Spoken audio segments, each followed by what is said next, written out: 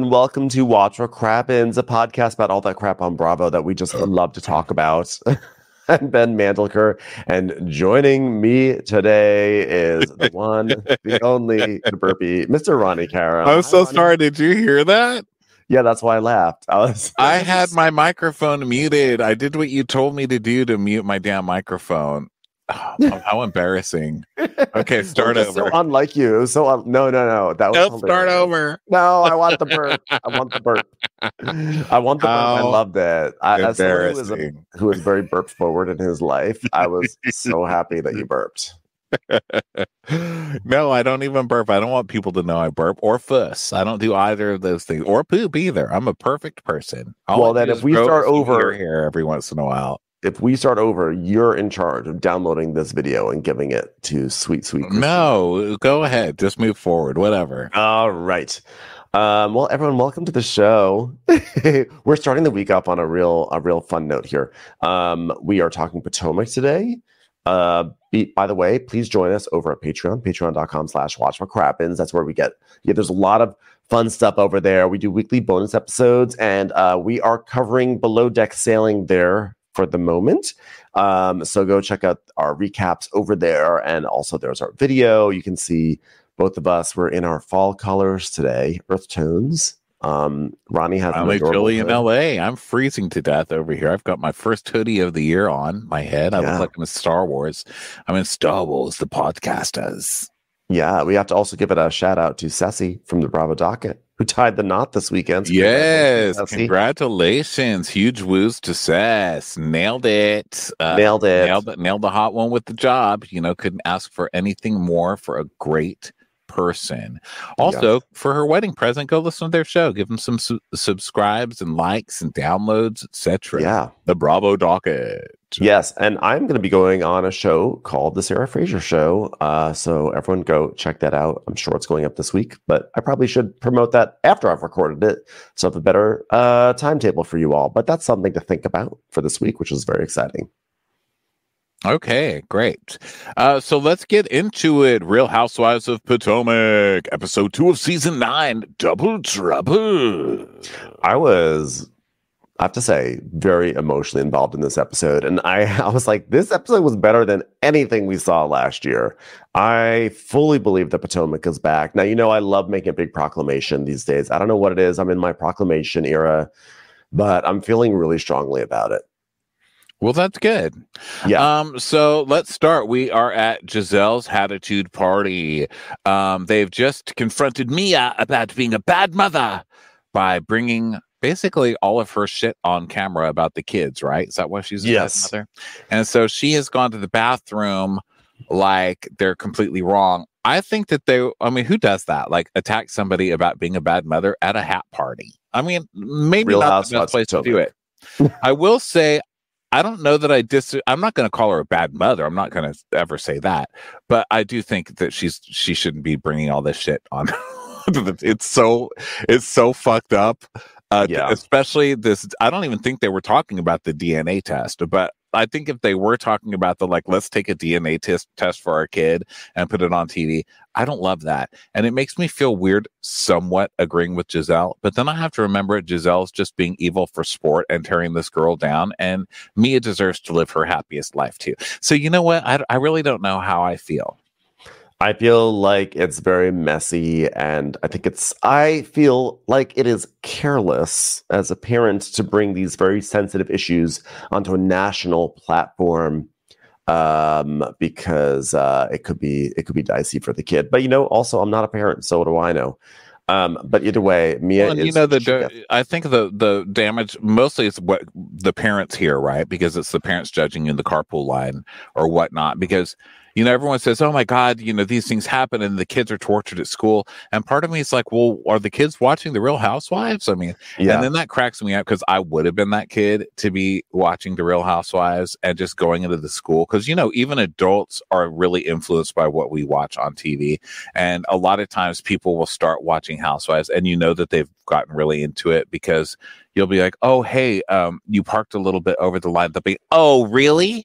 Well, maybe you should think twice before you come at me about something when you should be looking at your own family. Have you talked about, I have a child in my car. Are you trying to do this in front of my children? How dare you? Like, we all get so much more dramatic just from watching these drama queens on TV. And I like to imagine a little kid just walking into school like, oh, really? You're calling me late? Well, maybe you should have given me a better reason to get here early. I see no reason to get to your class early, ma'am. Just come. Don't come for me unless I send for you. Yeah, I don't think that these concentrate today. I have a new single coming out. I don't really think that these shows have made me more dramatic, but I did go to the farmer's market this morning, and when I was buying a squash, I did say, children are off limits. So maybe I am getting a little affected by it. They were like, sir. Guess I'm not good enough. Well, guess what? You're not coming to my bagel stand. How about that? So anyway, so Mia is crying in the bathroom, and Wendy at the back of the table is like, at the core of this group, we're all mothers. And I just think that was a lot. And Giselle's like, well, I'm not saying she's not a good mother. I'm just shaming her for being a bad mother.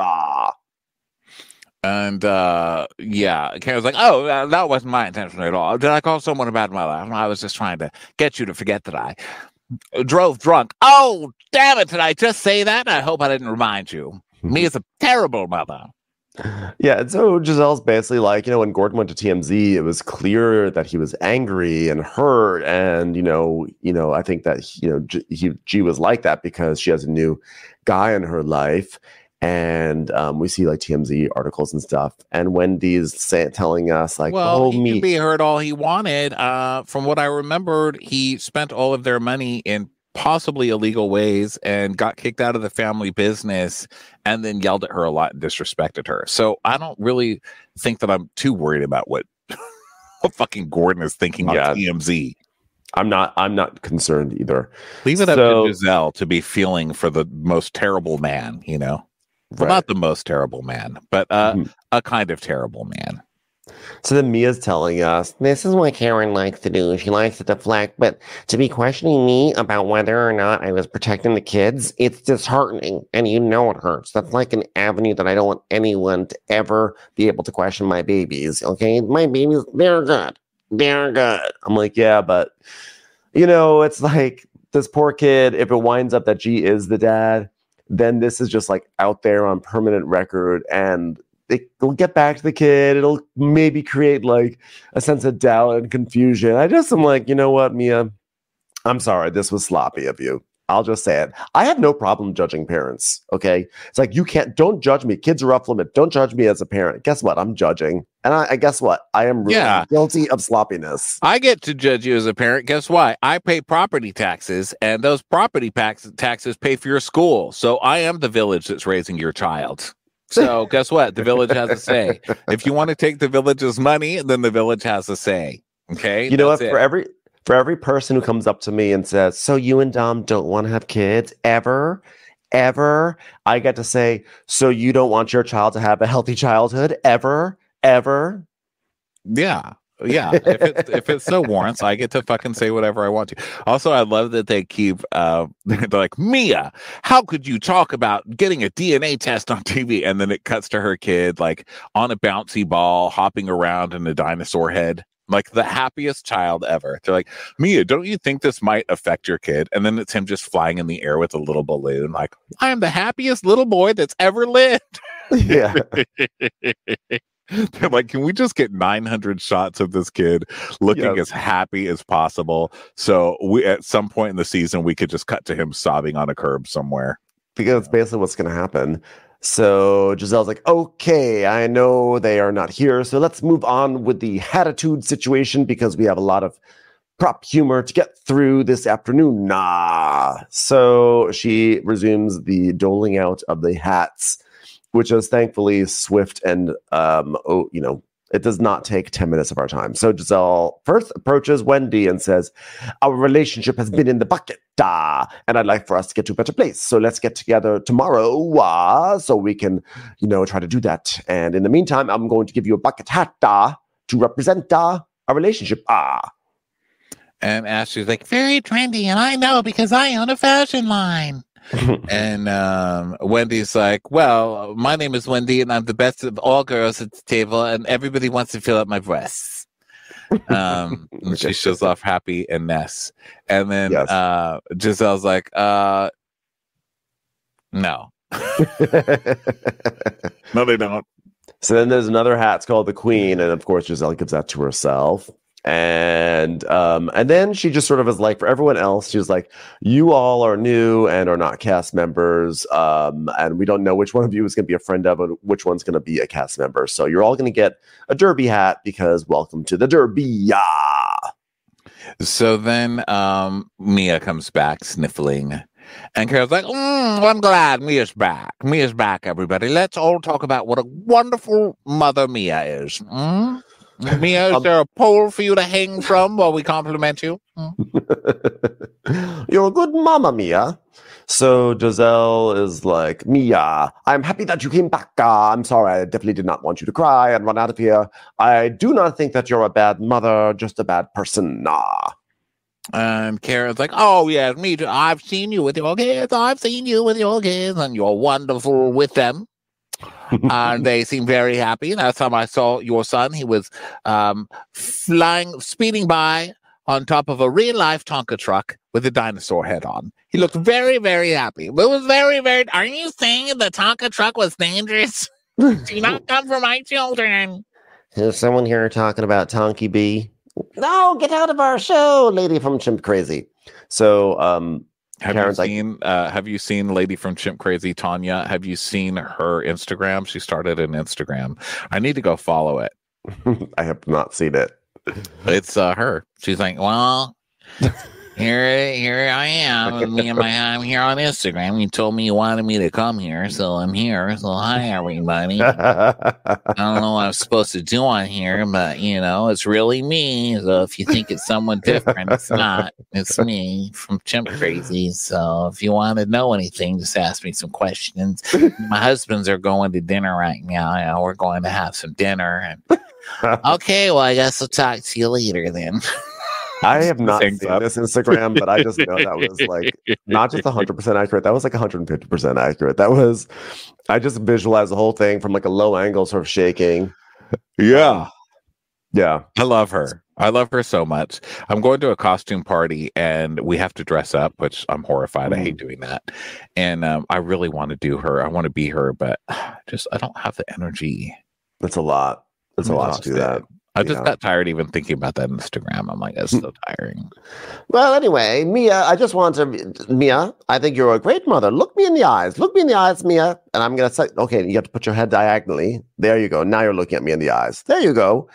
You're a great mother. And Giselle's like, no, by the way, Jacqueline doesn't have a hat. So they go back to Jacqueline to give her a hat. And because she's back in the group, and Jacqueline's like, I should never have left in the first place. So then they take a group photo and they sort of just like wrap up the scene all in their hats and having fun. And then we head over to Karen and Ray's house another day, and Ray is like, I'm making coffee. And Karen's like, Ray, what are you doing on my coffee machine?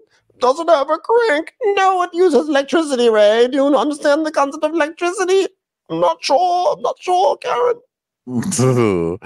And he's made it way too black. And it's like, this is horse coffee. It's trying to kill me.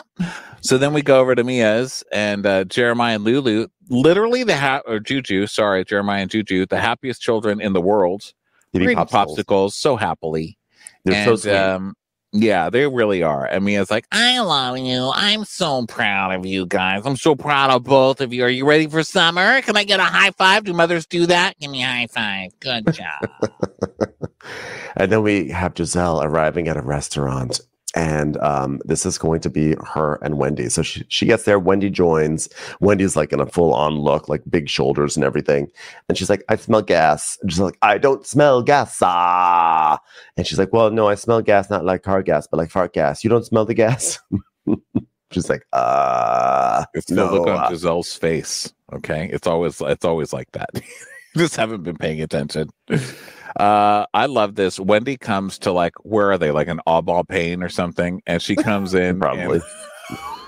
And, they're at a little brioche doré. Like little skin tight. Like, I don't even know what you call them. I would call them biker shorts. I mean, I don't know what you call it. Like little tiny latex pants and like a crop top and then gigantic white feathers.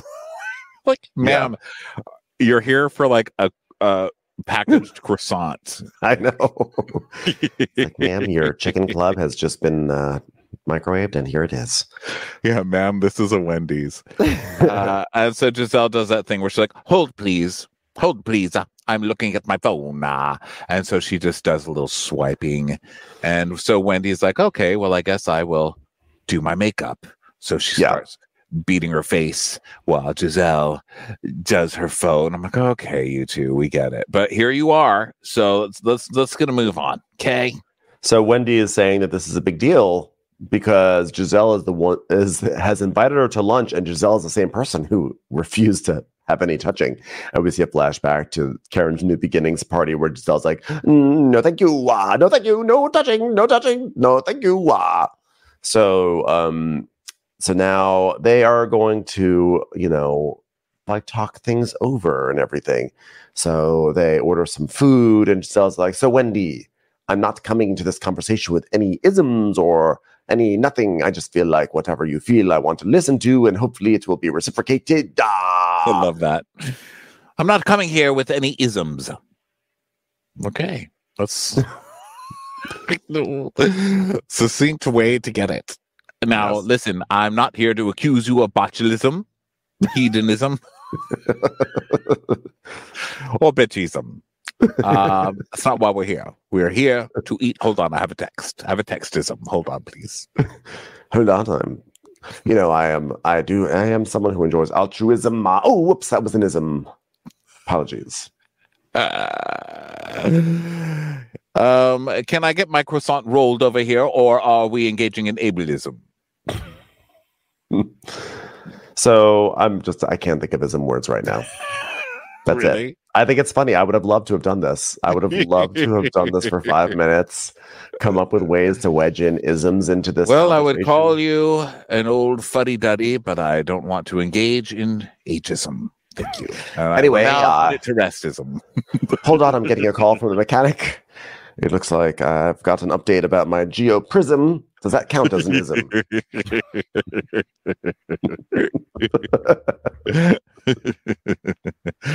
So, she's not going to have any isms here, okay? It's time for a commercial. It's time for a Crappens commercial.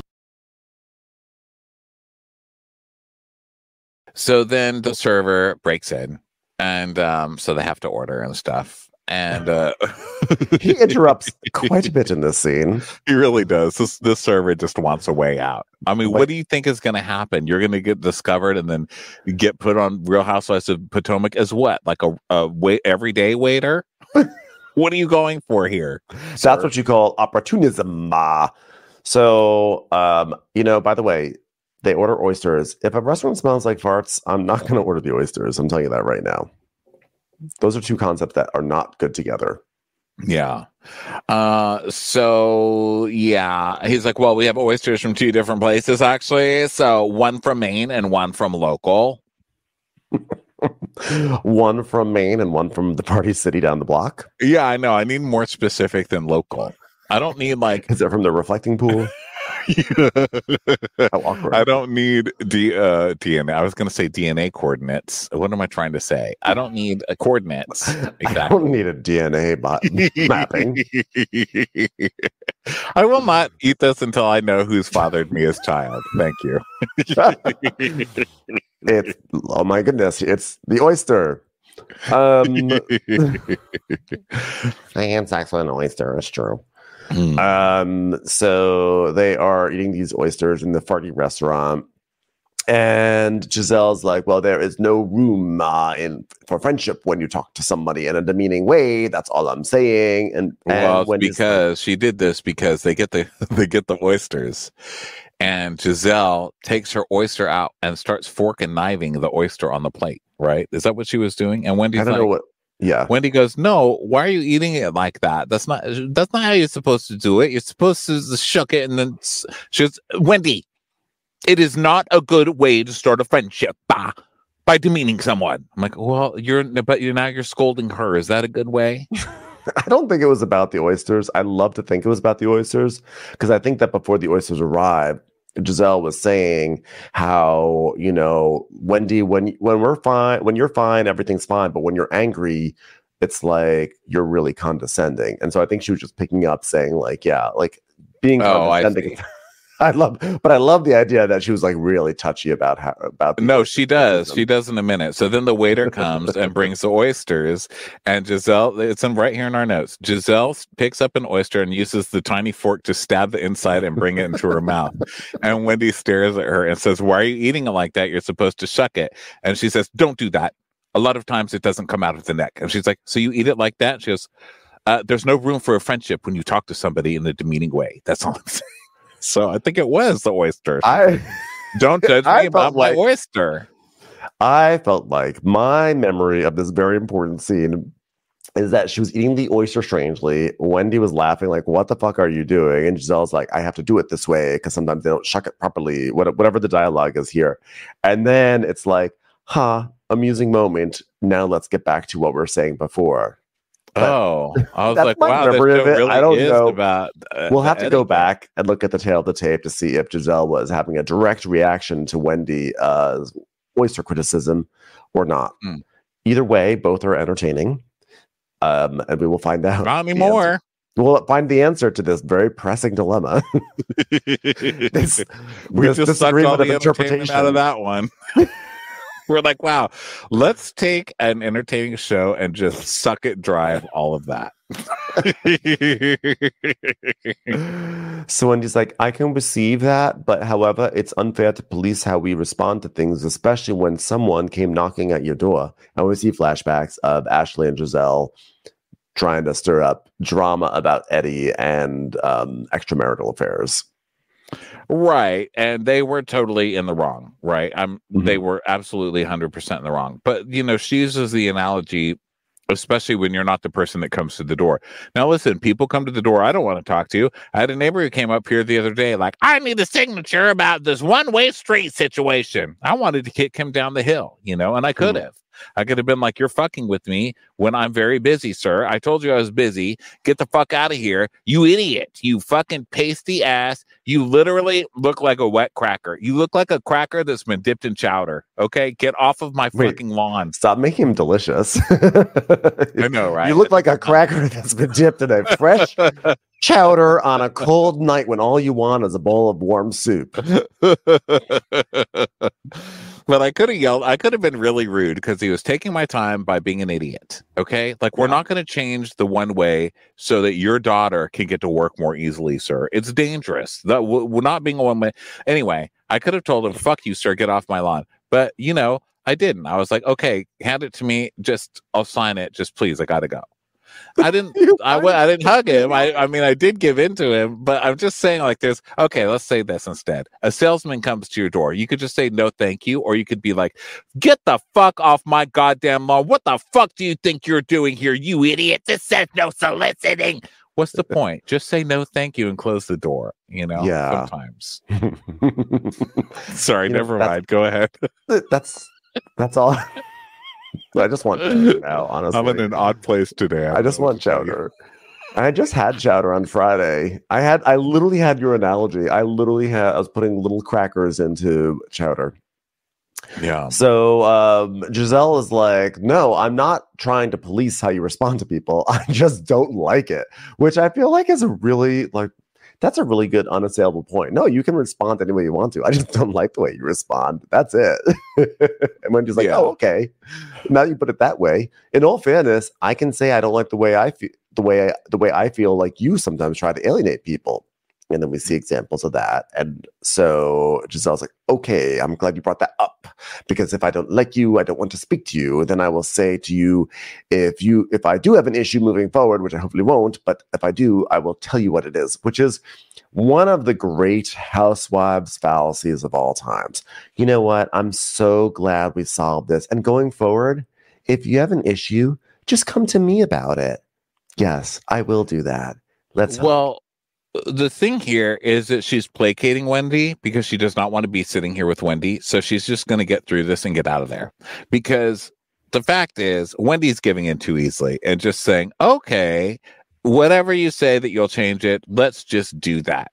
Because really, Giselle never doesn't say what's on her mind. She did say what was on her mind. What was on her mind is that her husband was probably cheating on her, and that's why she got all this surgery. What was on her mind was really fucking rude, and she had no problem saying it to her face and being a total asshole about it. So Giselle's like, okay, in the future, I'll say it to your face. But you've always said it to her face. That's not the problem. The problem is that you're an asshole. Could you be less of an asshole? That's the question that Wendy needs to ask. Like, in order to move on, could you do me this one thing? Be less of a dick. Could you do that? Listen, and they're basically like two generals at war who all their soldiers have been killed off, because they're like, okay, Giselle has lost Robin, Wendy's lost Candace. They have just barely survived by the skin of their teeth. So they're basically like, okay, like we should probably move on. And also, there's probably a certain amount of it that's like, oh, like we were kind of fighting battles on behalf of our sidekicks, and now that they're gone, we can just actually bury the hatchet on this because it's too stupid. Yeah, but I did like Giselle's answer here when Wendy said, well, I feel like you alienate people. And she was like, if I don't like you, I'm not going to talk to you. Because, yeah, I alienated you because I don't like you. Like, what do you want me to do? Like, sit there and yammer on with you? I don't like you. Because that's how I am. If I don't like somebody, I'm not going to be mean, but I'm not going to like sit around and talk to them, you know? So, I don't know. I give them both pluses, but I think Giselle got away with more in this sit down because Wendy really didn't have to give up anything. Giselle didn't promise to do anything except call her an asshole to her face, which she already does. So, well, it's also a realization, like, why are we going after each other when there's literally 16 new people on our cast that we could be attacking instead? These girls they're obviously auditioning girls to come take our jobs. Let's take them down, you know? Yeah. So Giselle is telling us that maybe we are a little bit bestie-ish. And Wendy's like, no, we're not besties. So they laugh. And then Giselle is like, by the way, how did you feel about yesterday? And Wendy's saying, you know, like it was really good that they came together for Karen and that they really needed it and that Mia was really hurt and everything. And Giselle's like, well, I'm not questioning her as a mother. I'm just saying I don't want to deal with none of it. And just saying that none of it should be here is all my point. And also she's a bad mother, but I'm not questioning her as a mother. Yeah. So what does she mean by this? She just doesn't want it on this. She doesn't think it should be on the show. I think that's what she's saying. Like it shouldn't be part of our like discourse. Well, I saw a comment that I thought was so good. It said something like, oh, wow, this season Giselle is really showing an arc. She's moving on from talking about people's relationships to talking about them as mothers. I thought that was so funny and well said, you know. Giselle, it's always just got to be nasty. Yeah. So Wendy is, she's like, so have you met Ink? And Giselle says that Karen's met him and everything. And Giselle goes, Karen said that when they met, she looked over and didn't see anybody because he was too short. So she had to look down. Oh my gosh. And she goes, is that why they pose like that in the pictures? And then we see another picture of her standing behind him and he's standing way forward so they can get a perspective thing. DJ Applebox. DJ Applebox. Poor guy. You know, look, it's bad enough. I stand for short kings. I don't think it's fair to be mean to people based on their height. Men really do get it for their height. But you're not helping yourself by naming yourself INC. I mean, what are you, an LLC? Get the fuck out of here with that name. Come up with something else. It's just stupid. You can't be short and have a stupid name. Like, yeah, that's true. You can only have one. Come on, pick one. Yeah. Pick one. So now we go over to Stacey's house and she's in the kitchen with Aura and Aura is the au pair, I guess, for the kid. So they're gonna like, this is a like, let's really learn about Stacy and Stacy's home life scene. So basically we see they're talking about arepas and everything, and like teaching Arabella, her daughter, how to speak Spanish. And Stacey tells us that she's originally from Detroit, but then, you know, she's been all over. She lived in Philly with QVC, and then they have a house in Munich because her husband's German, and, you know, all this fun stuff. Yeah, we got some messages last week that were saying, because I was saying, you know, is she one of those that just moved here for the show? Because the show is classic for that, or we were talking about that. And they were saying, no, she's actually from there. She's lived there forever. She just moved away for a while for work. So she's legit. She's actually too legit to quit. She'll be on the show forever. She can never quit. Oh, yeah, that's totally how it works.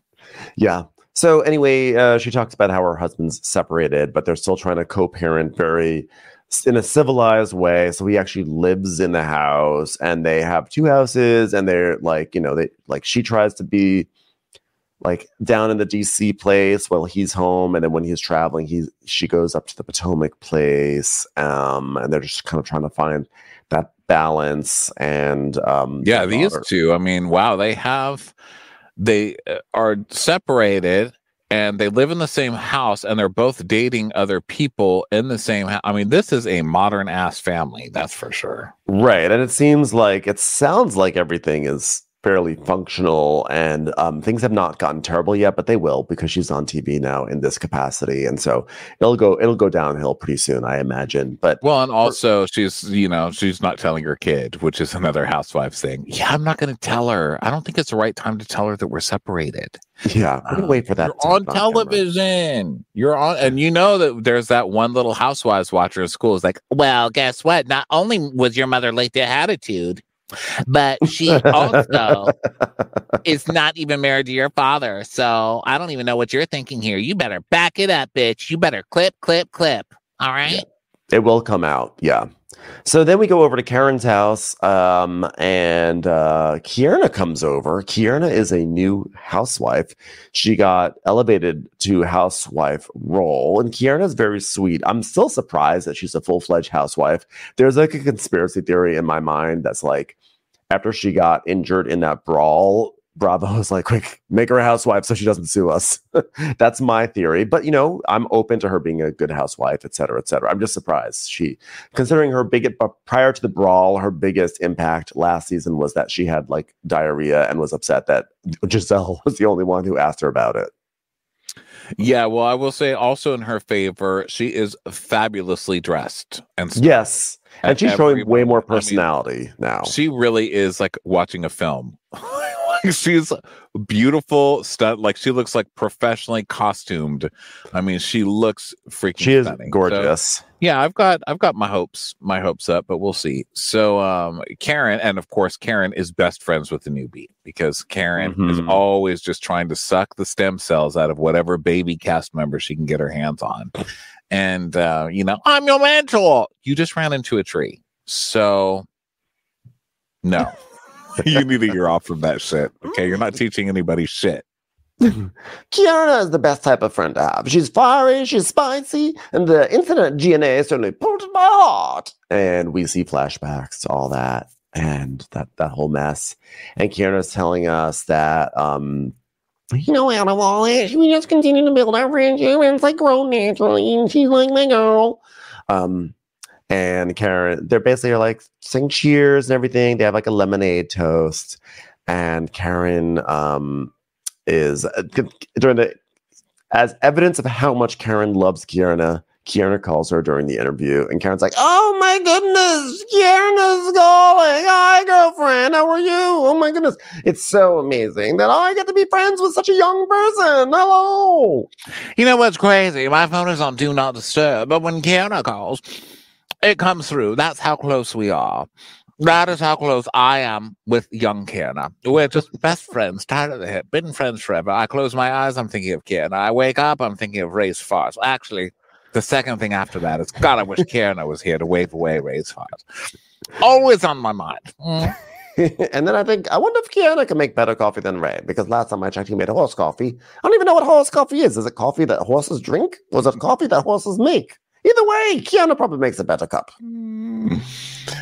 So Kiana's like, oh my God, Karen, sorry. So now cut back. They start talking about her man.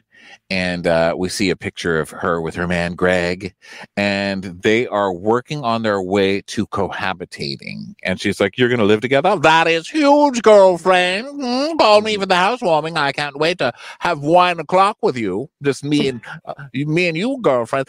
Possibly pajamas, curlers in our hair. Oh, can we watch Grease late at night? Just me and you sitting on the bed, having these zits to bop. You know, I always was called the Stockard Channing of my high school, and now I feel like I understand it. So she says, Kieran's saying, like, Greg is my man. Yeah, I love him. Like, I love Greg so much. And we see them together, kissing, hugging, kissing with boxes, moving in, all that kind of stuff. And they're building a house together from the ground up. So she's moved in with him while they're building their house. Yes. So she is excited she doesn't have to pack her little hoe bag anymore. So she is talking about how Greg won't let her keep everything because she's got so much stuff, And Karen's like, oh, I did something sort of similar with Ray. I said, Ray, if you want me to live with you, I'm gonna have the engagement ring first, hey Ray? Hey? And she's like, yeah, I mean, I'm like, the house is cute, but where's the ring? But she did already move in with him, so I don't know where you're saying it's like you and Greg. Kiana says, yeah, my mother is like, this is cute, but like, where's the ring? Oh, your mother. Yeah, basically, people who are similar to your age, Karen, also say the same thing. What? That's ridiculous. How could I be a similar age to your mother? Your mother should come in here and mother us both, actually. Did your mother have you when she was your age? Was it a simultaneous birth? I've never heard of that before, because as far as I can tell, we're the same age. So then turns to Karen, obviously, and she's like, oh, I'm feeling okay, little twitches, but that's nothing new. I'm sorry, is it still going? Is this eye open, or am I blind, Adam? I can't really tell. Is it open? Is it open now? My eyeball permanently lives on my upper chin now, but that's okay. I'm celebrating life because I just did the triple 20 plus 1. I'm like, wow, this phrase is getting clunkier and clunkier. It's gonna be the triple 20 plus 8 minus 3. 20, 22. And she goes, did you know about that? And Karen's like, what party? And she's like, oh, you didn't get invited. So it turns out another party that she's not been invited to. We see a flashback to Karen and Giselle having lunch or something, and Karen asks about Kiana or Kay, and Giselle's like, I've got to check because I can only have a certain number of seats. To me, what this reads as is Giselle saying, like, is she part of our cast? Because I have seats for everyone who's like for the auditions, and if she's not auditioning to be part of our cast, she can't be at the party. Probably. Or I think Giselle's being snotty because this girl was in a fight. And even if she didn't start the fight, you know how Giselle is. She's like, that is a fight. I have to bring security if we have Kiana there. That's true. That's what I suspect, but who knows? So anyway, Karen says you should invite her. And she's like, okay, I'll make sure that I can see if she can come. But then she does not invite her. Right. So, so Karen's like, yeah, Karen tells Kiana about the GNA event, and Karen is saying, hopefully you are invited to that, and Karen's like, no, no, and it was really, the first GNA event was really humiliating to me, so I'm okay to skip this one. Yeah, and she's like, well, so now she's like, so how are the girls, Karen? Well, what are they going to do?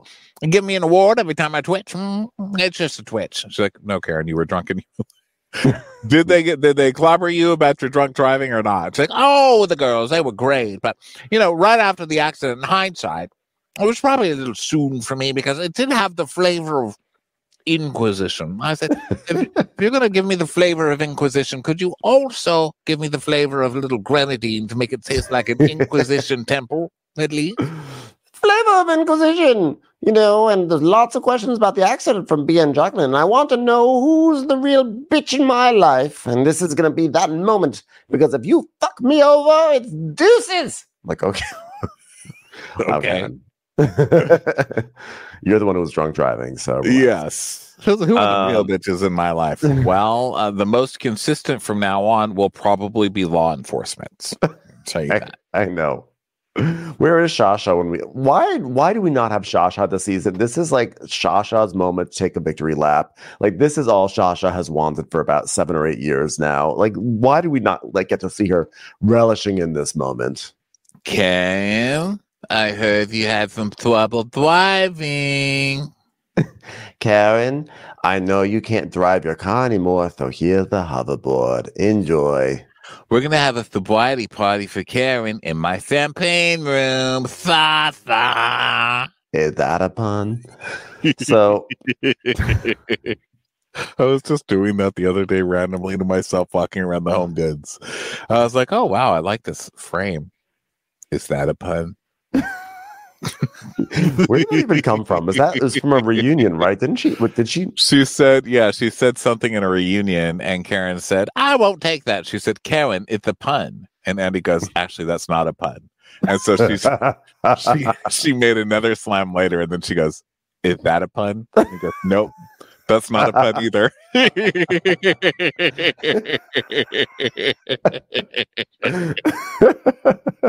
It's like when somebody says, well, isn't that ironic? And you go, that's not ironic. And so they keep trying to come up with something ironic to say, and they just never do it. Commercials. Here comes one right now. Now we go to Stacy's house, and Ashley shows up, and they say hi. They're gonna go on a walk and everything. And Ashley's talking about how they met at the Fox 5 studio. And Ashley's like, well, like a bunch of those like newscasters, like they all have like that news voice that they like turn on. Like some of them like can't turn it off. And I think that like Stacey's like one of those that can't turn it off. I was like, you are like the squeaky wheel in a Costco cart and can't turn that off. She really is. Ashley's like, and when she gets mad, she's like, when you try to take the cart too far into the parking lot and it just freezes up. Oh, I hate that so much. Yeah. Stacy does have this though. It was a really good. Really good call, because Stacy's like, "Yes, are you ready for a hike today? Great! I can't wait to go for the hike. Let's discuss race with each other, shall we, guys?" After commercial, Ashley and I are going to discuss race. Don't go too far. So Ashley's like, "So who cuts your grass? Do you cut your grass? I always cut my grass, so I always say that." Really? So Stacy's like, that's the funniest thing that you've ever. Wow. I don't know who cuts my grass, and I'm not even kidding. She's like, what? You don't know who cuts your grass? And then the producer's asking Stacey who cuts her grass. I guarantee, fast forward to the reunion, Andy Cohen, Stacey, welcome to the show. Gotta ask, did you find out who cuts your grass? And at home somewhere, Shasha's just going to say, is that a pun? So Stacey's like, well, whoever it is, I'm grateful for them. She goes, I'm sure you are, otherwise you'd be out there doing it. God, we're off to a great start. I know. Ashley's like, so does your husband take care of all your stuff and everything? And Stacey's like, well, I've been separated for over a year and we aren't at the finish line. We aren't at the finish line, and you know what I mean? And she goes, but you're not living together. She goes, we are. She's like, y'all live here together? I'm like, Ashley, I don't even want to hear it from you. You have lost the right to ask that question in that tone. Yeah, of all people, Ashley, and she even says, girl, what are we doing? I know that when you live with somebody under the same roof, you still feel together in a weird way. Yeah, Ashley, you should know you did it. Okay. And then you are doing it almost. Ashley, it's like, I feel like Ashley would say, when you live with someone under the same roof, you feel together in a weird way. Also, when you don't live with someone under the same roof, but you stay undivorced from them for 2 years, you also still feel like you're still with them in a weird way. Right. So they're still going through mediation and stuff. So Stacy's like, I wanted to ask you, what is your nationality? Let's discuss that. She goes, well, my dad's white and my mom's black. And she says, so you're biracial. You're from the nation of biracial?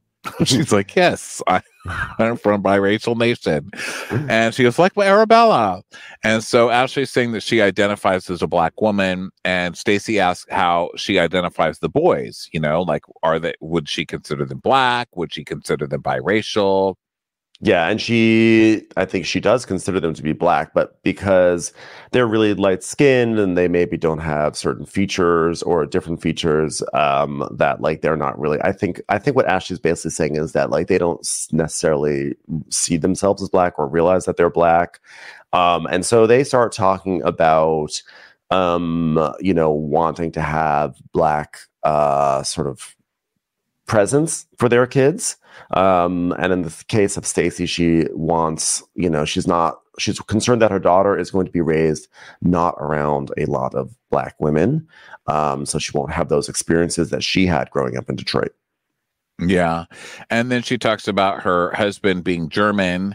And so she's very proud of so much of German culture. And she can speak the language, and she wants that same pride for her daughter in being a black girl. And so then she talks about growing up in Detroit. Like, she would go to all her cousins, and they were black, so they would braid her hair, and she had that experience. But now she doesn't. Her kid doesn't. And so she wants her daughter to know who she is, and she doesn't want people to tell her who she is. She wants her daughter to know. Yeah. So then Ashley starts asking about Stacy's dating life, and she goes, okay, I am going to be completely vulnerable. I love someone, but he is a devout Christian, so we are not intimate at all. And she's like, what? She's like, how long has it been? Well, it's been a couple of months, and it's fine. It's totally fine. We've never even touched fingers. It's totally, I'm okay with it. I'm very happy with the situation. Stacy is so TV ready too. Like, she just came TV ready. She's just like, okay, we've gotten the biracial discussion out of the way. We can now move on to the romance section. Producers, are you ready? Let's change angles. I'm going to sit right over here. Great. Relationship. You had questions? Oh, she had a question. Okay, everybody, are we ready? I'm about to get vulnerable. Okay, it's my vulnerable moment. I don't want to waste it. Okay, should we cut to commercial first? Coming up after the break, I discuss my new relationship with TJ, a devout Christian, who I haven't touched physically since I ever met him. Look, we only have so many commercial breaks that we can put in. All right, well, we're going to need to break this up somehow. Do you have maybe a shot of a dog that we could cut to? Maybe a dog walking in the park, and then we can cut back? Great. They just intersperse her story about her and TJ with like B-roll from some crime scene stories. Like, I saw the person coming in over there, and I thought, he's never going to attack me, and then he did. That's what people say when they saw TJ walking down the street wanting to start a relationship with me. I don't know what I'm saying, Ronnie. I'm just going down a strange path that I think I need to stop. So then she's like, okay, vulnerable moment. So yes, that she has not had sex, and Ashley's like, wait a minute. No, I don't think they've even kissed. I don't think they've done anything. Yeah, that's a red flag. I'm sorry. I get that people like wait till they're married or what. I mean, I get it, but not like that. Not to that degree. There's something weird. There's a broken penis, maybe there's a low sex drive. Maybe they're getting it from somewhere else. But I'm telling you, no full-grown male is going to say, no, I just don't want to have sex till we're getting married. I don't, or at least kiss, or at least give me a hand job, or I don't believe it. Yeah, I think, okay, like, I can understand the, like, okay, if you made, like, a vow of, like, you're not going to have sex till marriage, I can get that and everything. But I feel like early on in a relationship, like, not even having any sort of anything, not even making out, I don't know, it's something seems a little off. I think red flag is definitely the dominant color that I'm seeing too. Yeah, I don't buy it. I don't buy it. So, I mean, maybe there's other reasons that he doesn't want to have sex that I would buy, that would be totally valid. But this I don't buy. Maybe he has another family. There's something. I don't know. I'll go with anything. I don't know what it is, but I will not believe religion. That I will not believe. I just won't, because we're watching this Mormon show, and those are like the most religious out of the religious. I think. They dress like they're America. pioneers. Well, maybe no, they're not, but they're up there. They're very religious, and even those girls are having sex at 20 and getting pregnant before they're getting married and stuff like. I mean, there's just when it comes to sex now, I don't believe it. Especially to someone who works out that much, because we see him in the previews, and he's very cute. And he's very worked out. And I think when guys work out, especially, they get way hornier because there's a lot of testosterone that comes from that. I'm sorry. I don't know why I feel guilty for not believing it, but I don't believe feel it. Guilty I'm not too, because I feel like people are allowed to make choices that are not traditional, and they're allowed to go against the norm.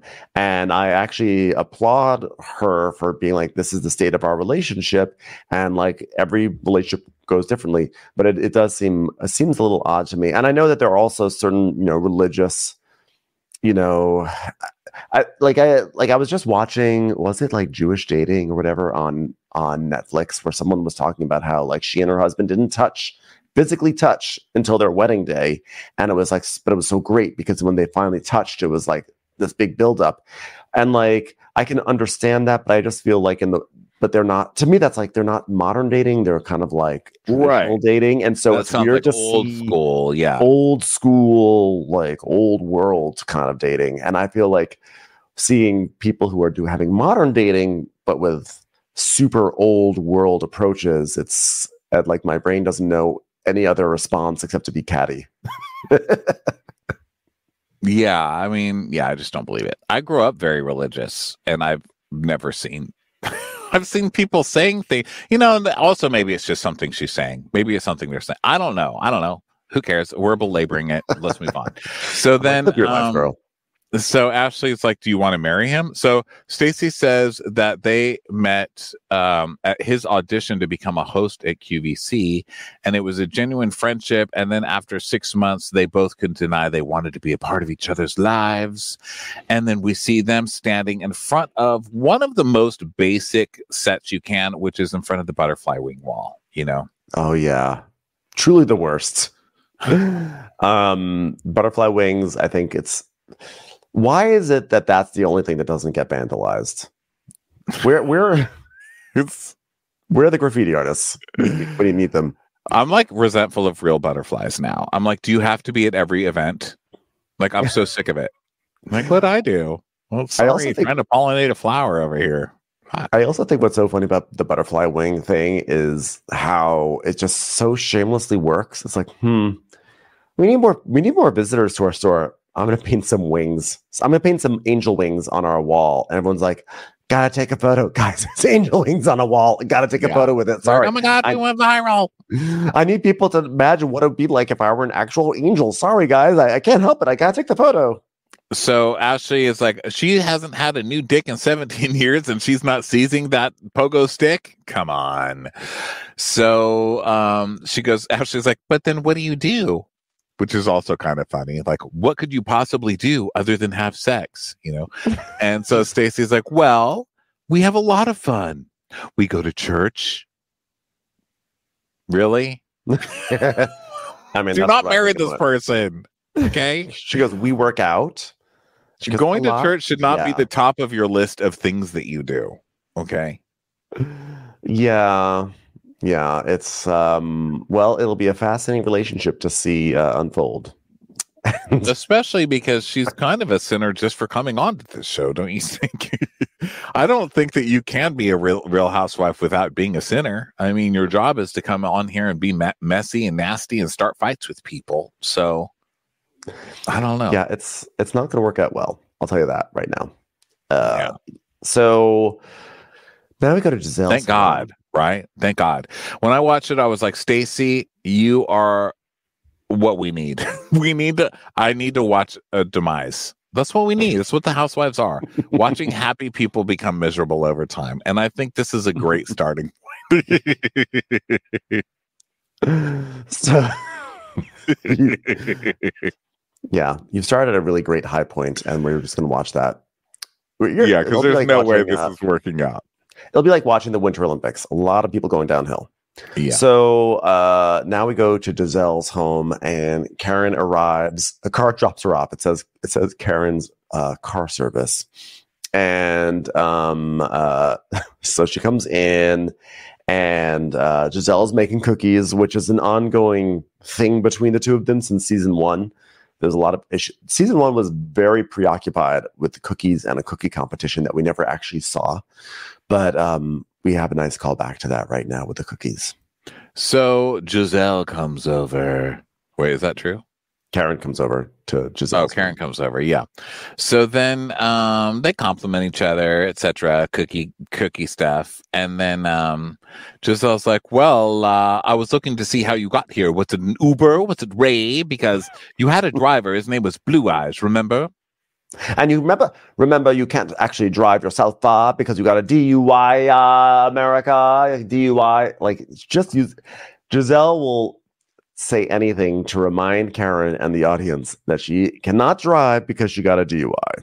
And Karen will remind everybody that Beyonce referenced her in the song. She's like, "Well, I had an Uber because if Beyonce has an Uber, if Beyonce can Uber, so can I. I can Uber as well. Because you remember, I'm basically Beyonce because Beyonce referenced Black Bill Gates in one of her songs, which is basically referencing me. So me and Beyonce, we're basically as close as me and Karen are now.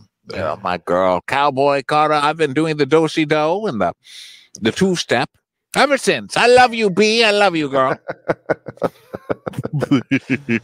Texas Hold'em, one of my favorite songs.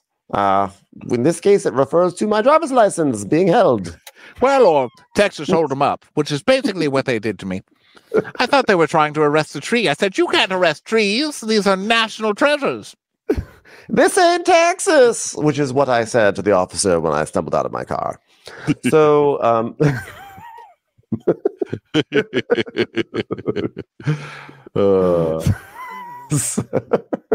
so anywho. They make small talk about the Hatitude party, and Karen's like, "Well, your intentions were great, but your delivery. I'm having a non-alcoholic drink for Karen. Really, Giselle, really messiness, Giselle. Is that the kind of messiness that we need? Would Kiana do that?" This is a good time to mention that someone on Keanu do that. Someone on Twitter pointed out that when everyone holds up their champagne flutes for the title card, Karen's is empty or it's full of water. I tried to see it. I couldn't quite see it, but they did a zoom in and you could see it. And that is honestly hilarious. So Karen's like, "How could you come up with a non-alcoholic option named after me?" And then they have her with water in her champagne flute. That's funny. So then it just, I was like, "Oh, it wasn't a dig. It was giving people options." It's like, "Well, people can read. You already gave them options on the menu." Oh, God. Giselle just can't help me shady. But that's why I like her. So it is so funny. Like, I just love the way these two just snipe at each other left and right. And so Karen's like, "I did love the Hatitude thing, but you gave Wendy a bucket and that was a bit much." She goes, "Well, first of all, Dr. Wendy, I spoke with her. Just me and her spoke. And we had lunch, in a real farty restaurant. And I chopped up some oysters and put them in my mouth, one of those sort of lunches. And if you don't discuss things, let it be in the air, you assume things, And so she's like, "Well, I told her that when she has a conflict, she talks down to them." And she said she received it. And she said, "We're going to try to do better. So what can I do?" She's like, "Wow, look at that growth. Now, listen, in my house, I have a chart against a door and I have a pencil. And every time Kiana comes over, I mark it just to see how much she's grown. God, we're close." And Giselle's like, "Speaking of the party, Jacqueline, before you got here, said that she had a lot of questions for you, but she didn't ask them. So have you seen her?" And so Karen reveals that Jacqueline is in a time out. And the reason why is because there was a statement she made that said, "Look, I'm going to wait until the verdict for the outcome." So we see a flashback of Jacqueline saying, "None of us saw what happened, so I don't think anyone should cast judgment," which I interpreted at that time to be like, we're like we, as a nice thing, like, we have your back. She We don't said judge nothing you. wrong. She said absolutely nothing wrong. It was like no, Karen, we would never judge you because, and there's not even a verdict. So you're in a safe space. That's what that meant to me. Yeah, she didn't say anything wrong. But I'll bet one of the producers was like, well, that was shady what she said. Like, leave it to Getting her all Karen to worked say, like, nobody should cast any judgment is actually a negative thing. Karen's like, I want people to cast judgment, and I want that judgment to be very pro Karen. That's what Karen wants. Yeah. So then basically they start eating some cookies and stuff. And then we start talking about the shade of not inviting Kay. And she's like, there was no shade there. Our GNA event is this week, and there's a cocktail hour, so come cocktailish. And the National Brain Tumor Society that I'm partnering with, they'll also be there. So we find out about the change of GNA. GNA is moving out of athleisure, where I would not say it made a splash, a ripple. I don't think they ever really entered it. Yeah. I think their website still pretty much just sells stickers. GNA got in the car and they didn't dip their toes in the pool. They just entered the pool's location on Google Maps and drove a few feet and decided, let's go somewhere else today. Listen, they got as far as athleisure wear as the rest of us did. We put on athleisure wear and we stay in bed. They put the WHERE into athleisure wear. So so they've decided that they are going to move towards health and wellness. And I think that the athleisure was like a ploy to cash in on something, to try to capitalize on something. But at least this one has some personal backstory to it, because since Giselle's dad passed from a brain tumor, she felt it was more meaningful to sort of focus on health and wellness. So that's what. But what does that mean? Well, meaning, like, rather than selling brain tumors, like what does that mean now? It means that, like, what are things that we like, rather than just like selling like a sports bra, like, let's sell things that will be good for our bodies, that will give us long lasting lives, I'm assuming. I need specifics. I don't know what the hell they're talking about. We're selling health and wellness. Be more specific. Creams. Okay. Creams Yeah, because I have a feeling it's going to be vitamins and a bunch of MLM shit. That's what this most is sounding likely. like to me. This is sounding very Whitney Rose to me. Yeah. So then Karen's like, I love that this is happening for your father's memory. And so then Karen goes, oh, well, I'm ready. Okay, I got it. Oh. But I told you I was being given an award, right? Remember? Mine is early on Friday, but I won't miss your event. I'll still come to your event as the credits roll. Probably. When they're thanking the Canadian translation teams, I should be there holding a gigantic award. During the part where it says Lisa Barlow has a promotional deal with Wendy's, I shall walk right in. So Karen tells us, well, the FemPower Award is an award that is given to entrepreneurs in the community and who not only do business, but give back to the community, as well as on a social level. It's a social giving back, which means that you walk around the community and say, and hello to you too. That's what you call socially giving back. The Fem Power Award.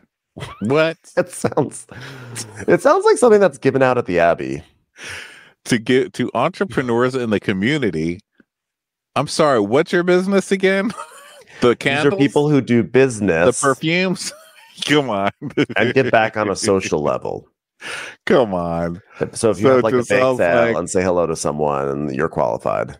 Yeah, Giselle's like, I got an invitation to this like 3 months ago, and guess who wasn't on the list? Karen the Freak Huger. The freak. I think so. Basically, she straight up says so people could make it. So she asked if she could do it. Basically. Yeah, she basically is like, yeah, some people were being honored and couldn't make it, so they called in Karen. So, and she goes, and now there's so many citations, I don't even know how many. And then they flash on the screen. And she's like, yeah, let's honor Karen. A deer comes in holding a scroll with all the citations on it. It's like, here's all the citations: driving vehicle while impaired by alcohol, reckless driving in a vehicle, and wanton willful disregard of safety and property, driving the vehicle while under the influence, failure to license and notify. It's amazing. So anyway, Karen's basically like, well, with everything that I'm going through, I don't even know what's going on, but I'll be at your event. I'll be at both. No problem. And then then we go 6 a.m. the next day, and a text tone goes off. And Giselle is like, why am I waking up to a text from Karen? At 6:30 in the morning, to me and all the other ladies. And so the text reads, there are 2 events scheduled at the same time. I encourage all support to both events. Transportation has graciously been offered by the Foundation of Transportational. And also the owner of the minivan will also be rewarded for running a minivan business and giving back by allowing women to go to 2 events at once. So this was a group text. She wrote everybody, okay, well, there's 2 events. Choose wisely, bitches. And so now we have to see who's going to choose who. And Giselle's like, I thought we were friends. I just threw you a freaking birthday. This is not what friends do at all. And Karen tells us, well, I'm sorry it's on the same day, but should I not have my event because Giselle is having an event? No, I'm getting an award by some strange organization that's giving it for sort of generic reasons. That's important to me. So then Giselle writes her shady response, which is, no need for ladies to be running all over town. Please go to Karen's event. And Wendy's like, well, I'm not really sure what the award is. And the invitation on screen says, the femme-powered inaugural award ceremony hosted by Emmy Award-winning WUSA9 anchor Alison. I'm sure. So it's a local news lady coming up with her own damn award, and this is year 1. Year 1, a Mother's Day tribute on May 10th. What are they gonna congratulate Karen for? Getting rid of trees in an overpopulated area by trying to run one down? For redefining what it means to be on the road to success, of course. Listen, there's no straight line to success. Success, the road to success is many, many blurred lines. So we must stop trees from impeding on our success. Ladies, may I get a great? Are you real bitches in here? Are you real bitches? On my path to success, so many people said, Karen, stay in your lane. And I said, absolutely not. I said the same thing to failure as I did to that road. I refuse to stay in one lane. Sometimes the going is tough, and sometimes you need a shoulder to lean on, or in some cases to drive in. It's the same thing I'm telling you, young ladies, today. The same thing I told my car. Keep climbing. Even if it's difficult at first. Unfortunately, my car never could climb that tree, but it tried that day. It tried. In life, sometimes it's good to not have the guardrails. That way, when your car goes off the road, you just keep on going. No dents. So then Giselle's like, how dare she? She is doing an event to compete with my dead father.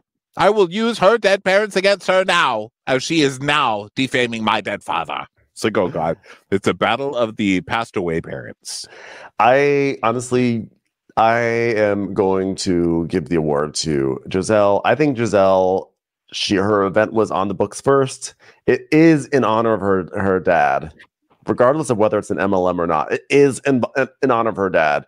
And I think this is so shady and shitty of Karen. Karen just had an event. She just had a hat party event.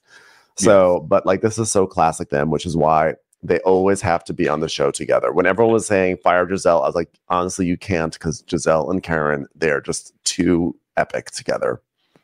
And it was classic because we got this fight and then we got Giselle calling security. It's like, is it the same guy too? Probably. So now they're basically it's the day of the event and everything, and Giselle is doing a walkthrough, and she loves everything. She's talking to someone from the National Brain Tumor Society, Deanna, whatever.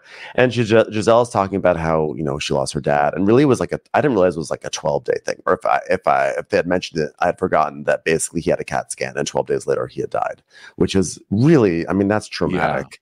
Yeah, it really so is. sad, so scary, so awful. And so my heart really does go out to Giselle for that. That's just a really hard thing to go through. And so this is really going to be it's to honor all that, and also this wonderful foundation that's trying to, destroy cancer, kill all cancer, if you will, in a good way. Heck.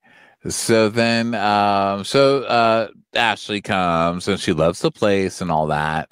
And then Giselle's like, well, I don't know how you feel about this, but Can I say something? I didn't realize this at the moment, but looking at the notes now, Ashley walks in and she goes, "Oh my God, it's so beautiful. Wow, this is so romantic." Actually, it's a fundraiser for her dad who passed away. And you're like, this is so romantic. No. So Giselle is like, I don't want to even see none of them hoes. Talking about the ladies. She's like, listen, I invited them last week. Everyone said they were coming. And this is some important thing. And everyone's treating this like a bar crawl. And she's like, well, I don't know how to approach the situation. I mean, Karen knew about this award. It feels intentional. Yeah, she goes, and considering that Karen has been so vocal about relationships with parents. And then we do see some of this footage used against Karen because at the start of this last week, at the start of the episode, Karen was again talking about how she doesn't feel like she truly processed the death of her parents. And we see footage of her again talking about how she's not going to go out because she's mourning, all that stuff. So Ash is like, I'm surprised that Karen is not respecting the sanctity of this event for Giselle. And honestly, I think that is also a fair point. So then Giselle's like, I'm even being nice to Karen. Does anyone need some? Karen is a drunk with a DUI glass of water. It's a special brand for pop-up for this. I know. I love Giselle. She's like, I'm being so nice to Karen. I just had a party and tried to public humiliate her by having a non-alcoholic thing named after her name and have everybody come at her about alcoholism. I don't understand what the problem is. The start time is 7:30, and Giselle wants everyone to be there at 7:30. And Ashley's sort of hoping that they will show up there. But meanwhile, the rest of the ladies are showing up at a black Sprinter van. And this is hilarious because the women act kind of so helpless in this situation. Like, well, I guess we have to go to Karen's. I mean, I think the producers were like, you have to go to Karen's first, then you will go to Giselle's. You cannot skip Karen's. So they're kind of like, oh, I guess we're gonna go do this. Okay, good luck. So we meet Jazzy's driver, Fahmy, and she's like, okay, everybody, let's go. So basically, the ladies take off for Karen's, and it says that they'll be there. Or they're leaving at 6:33 p.m. Dun, dun, dun. Yes. And Karen is saying, oh, with everything that I'm facing with horrendous articles being written about my character. And then we see headlines. Real Housewives Karen charged with DUI following car crash. That's not horrendous, right? You ran into a tree after a... What are you saying? That's not slander. That's true. Yeah, it's not true. None of those headlines are mean. Those are factual headlines, man. Yes. And so she's like, well, to be seen in my community for who I am, for who I truly am, and the work I do, I feel totally blessed. Like, Karen, the Landscapers of Potomac Society has given you this special award for helping them take down trees in the area. So congratulations. Thank you for honoring what I actually do. People have seen who you truly are. It was caught on a police cam. Come on now. So then people start arriving. Vivian arrives at Giselle's, which was nice. And I was like, because Vivian is like the wedding dress designer, isn't she? Like, she's Karen's wedding dress. Vivian is like, Vivian is like definitely her wedding dress. Yeah, she was like, she has the boutique, but Vivian's like, I was invited here first, so I came here first. Like, that's the classy and proper thing to do. Yeah. I'm telling you, Ronnie, I got really into this. I was like, that's a good friend. I was watching the TV and I literally was like, that's a good friend right there. That's a good friend. So then Giselle's like, well, Giselle agrees. That is a good friend. That's who did it right over there. It's class. So then back in the Sprinter van, Stacy is talking about the text message, the group text message. And Stacy's like, I mean, I'm just, in all transparency, I just don't understand how we receive an invitation at Karen's birthday, and then I get another invitation the day before the event. I mean, guys, you're going to find out my decision on this when we cut back from commercial. I know. Okay? I think moment. I get the sense that Stacy does not like this at all. I think that Stacy would just want to go to Giselle's, but Stacy is too new and doesn't want to ruffle feathers. So she's like, I guess I just have to do this situation here. So Jacqueline comes also to Giselle's party. Of course, she's not invited to Karen's because, Jacqueline deigned to say a very simple thing. And then basically they FaceTime the women in the band. They FaceTime Ashley to let her know what the plan is. It's 7:00, by the way. So Ashley, so Mia basically tells everyone like, yeah, or Jassy says we're gonna be there 8-ish, 8:30, and Ashley's like, well, the event ends at 9, so really, if you guys aren't here by 8, like, don't even bother coming. Yeah. And so they're like, oh my God, surely we can do it. Dun, dun, dun. It's like, this is such a disaster. Like, you just see this is not going to work out. Right. So then they're like, guys, we can only stay at Karen's for a second. And Wendy's like, have you ever seen DC traffic? This is not going to work. So then it becomes this for a while, just who's where, who's doing what. Now, meanwhile, we go to Karen's event. We see nothing of this event, by the way. It's a shitty event, by the way. It is like held like in like a tiny little ballroom at a hotel. I don't even know what it is. It's like a drop ceiling and everything. It's just like a stuffy, bland, forgettable event. It's like the office room of the Marriott. Yeah. It's like a big nothing. Like Giselle's event is significantly nicer looking. So they're at this. Like, wait a minute, sir.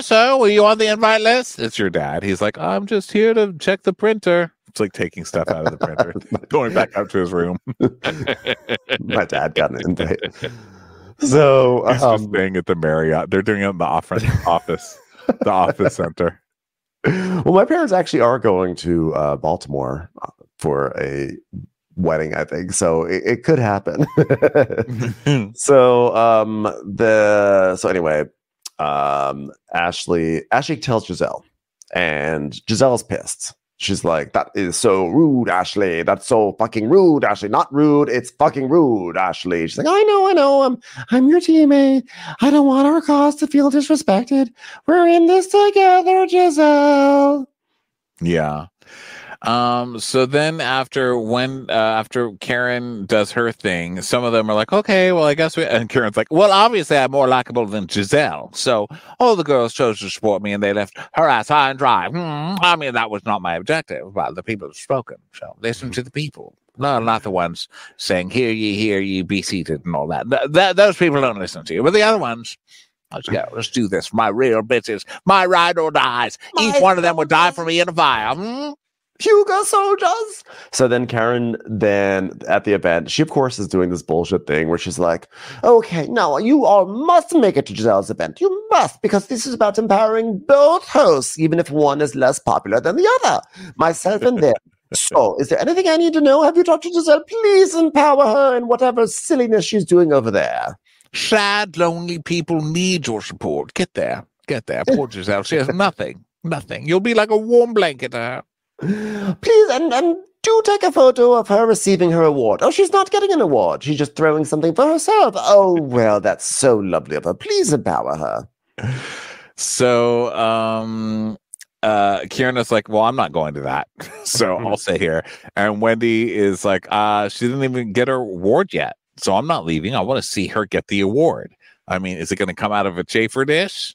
Is it going to be an actual pancake? What's it going to be like? Nobody knows. I have to see this award. It's the inaugural one. So then the other women are back in the there's some of that. It's like Mia, Jassy, and Stacy. They get in the Sprinter van, they go over to Giselle's, and there's like traffic, there's rain, and all this stuff. I'm like, I'm on the edge of my seat during this. I can't lie. I was so invested in this.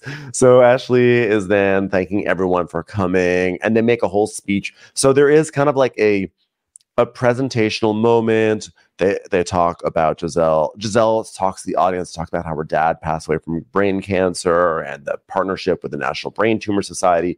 So this is like a significant moment for the event, and the women are completely missing it because they're in the Sprinter van. Yeah.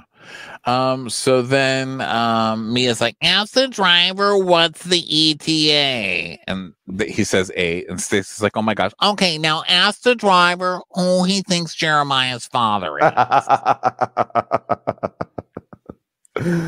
So then they get there, and they roll in like 3 deep. They feel a little bad about it, but they get there at 8:00, and they're actually pretty proud of themselves that they're like, you know what, we only got here 30 minutes late. Which honestly, if the event started at 7:30, coming at 8:00, not even I concede that it's not the worst. I think within 30 minutes for an event, they did do it.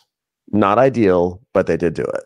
Yeah, and Ashley told them, well, if it's going to be past 8, I wouldn't do it. And they got there right at 8. So I feel like they went within the rules, you know. I agree. I think it was a little shitty that they just didn't go there in the first place.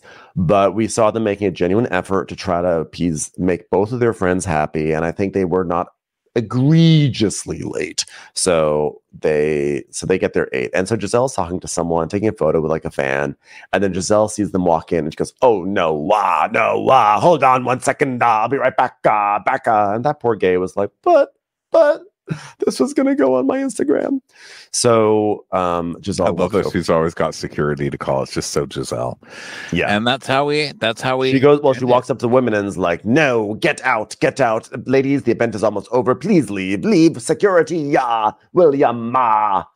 And the guard comes over and it's like, is he going to kick them out? Is it going to happen? Are they actually going to be ejected?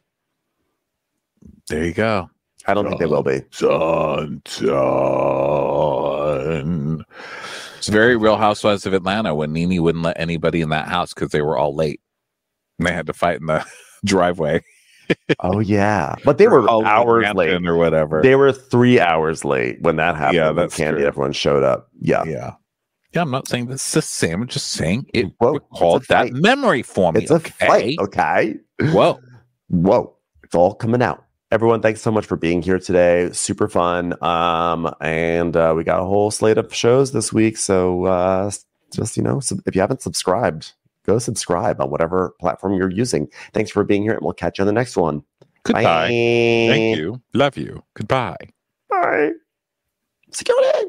Watch What Crappens would like to thank its premium sponsors. Ain't no thing like Allison King. Ashley Savoni, she don't take no baloney. Aaron McNicholas, she don't miss no trickolas. Jamie, she has no last namey. Hava Nagila Weber. Know Your Worth with Jason Kurth. Sip some scotch with Jessica Trotch. She's our favorite streamer, Caroline Peacock. She's a total knockout. It's Katie Manock. Kristen the Piston Anderson. Let's give a kisserino to Lisa Lino. Let's get feely with Maggie Sheely. Megan Berg. You can't have a burger without the Berg. Cast a Spell with Shannon Spellman. The Bay Area Betches.